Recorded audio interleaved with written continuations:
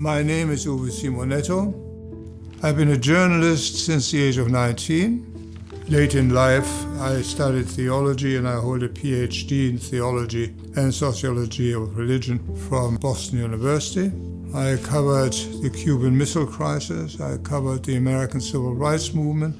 I covered the assassination of President Kennedy, including hand-to-hand combat in 1968 Germany.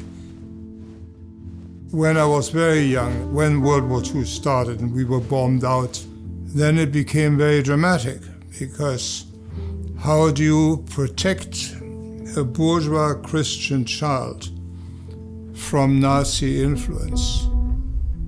I had a grandmother called Clara Netto, very, very funny woman, you would have enjoyed her, but as strict a Lutheran and as strong and fast-handed. She would not allow an inkling of Nazi philosophy, Nazi propaganda, even the name of Hitler, in her apartment. I had an uncle who was a very wealthy man, lived in a wealthy neighborhood that was never bombed.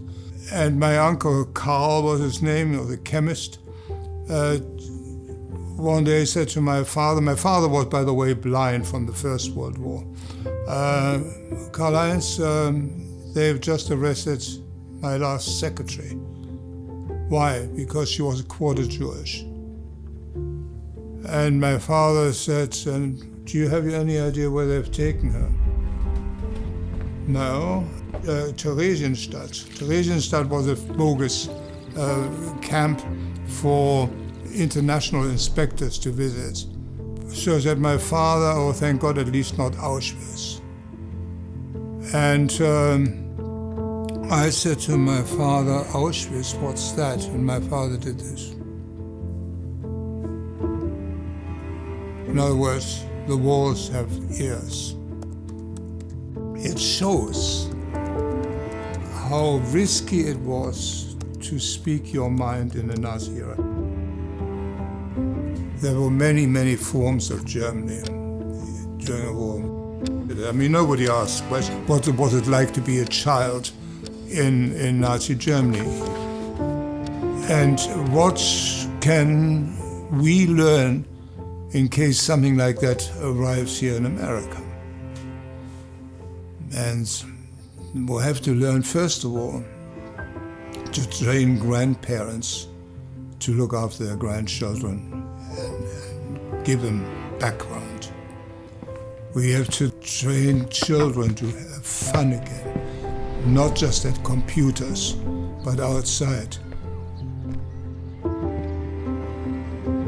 All these things tend to be forgotten by the luxury and superficial nature of life today. And I think it will be a reminder to my readers to face reality. The reality is always tragedy, but not only tragedy, it's also fun. Laughter and tears are often so close together. How important it is to learn your religious texts, to learn by heart. And I think this is, it might all sound very snobbish, but trust me, this is not snobbery what I'm talking about here. It's survival.